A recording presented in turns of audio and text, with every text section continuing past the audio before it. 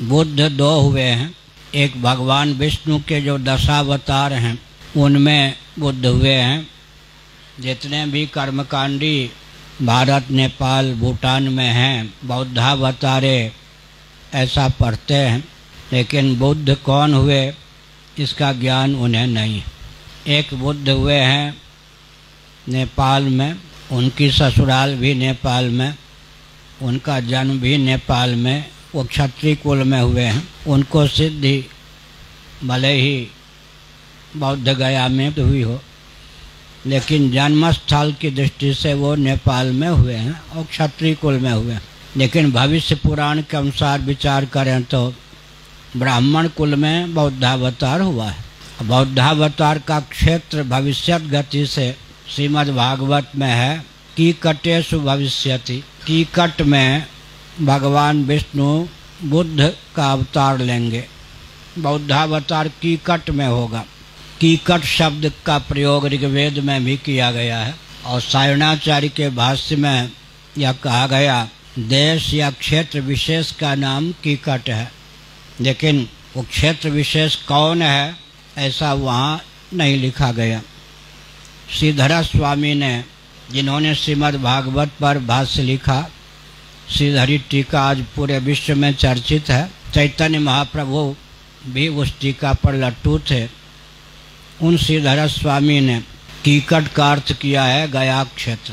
कीकटेषु भविष्यति, कीकट का अर्थ गया किया है, गया क्षेत्र।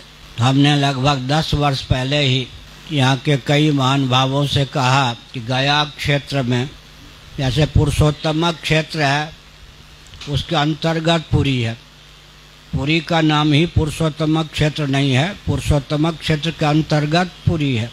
इसी प्रकार कीकट क्षेत्र के अंतर्गत गया भी है। चारों ओर अनुसंधान होना चाहिए कि ब्राह्मण कुल में भगवान बुद्ध का अवतार कहाँ हुआ।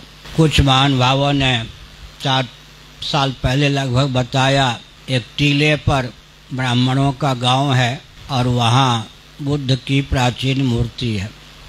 मैं एक संकेत कर दूं, अग्नि पुराण में भगवान बुद्ध का ध्यान बताया गया। इन बौद्धों ने क्या किया, उस श्लोक के आधार पर भगवान बुद्ध का जो चित्र बन सकता है वही बना के रख दिया। अग्नि पुराण में जो भगवान बुद्ध का ध्यान लिखा गया है उसके आधार पर जो भगवान बुद्ध की आकृति बनती है, चित्र बनता है, गौतम बुद्ध के अनुयायियों ने उसी को बुद्ध के रूप में ख्यापित कर लिया। दूसरी बात क्या है, अमर सिंह हुए हैं जिन्होंने अमर कोश की रचना की, वो बौद्ध थे।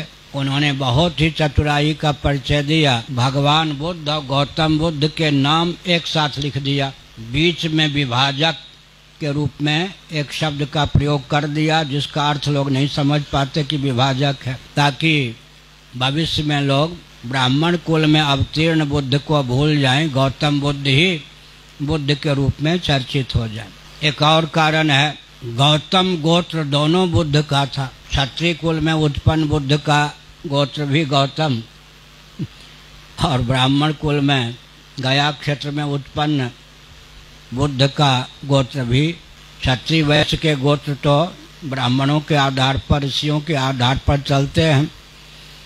इस भ्रम के कारण भी, दोनों का गोत्र मिलने के कारण भी ब्राह्मण कुल में उत्पन्न जो हमारे विष्णु के अवतार बुद्ध, उनको हम लोग भूल गए। हमको जिस कुल में जो उत्पन्न हुए उनके प्रति आदर है। आदर्श कोई भी हो सकते हैं, इसको लेकर कोई परहेज नहीं। क्या हम भगवान राम को ब्राह्मण कुल में उत्पन्न सिद्ध करेंगे? नहीं, हमारे आराध्य हैं लेकिन क्षत्रिय वंश में हुए। भगवान श्री कृष्ण को क्या हम ब्राह्मण बनाना चाहेंगे? क्षत्रिय कुल में होते हुए हमारे आराध्य हुए। लेकिन सत्य का गला न घोटा जाए,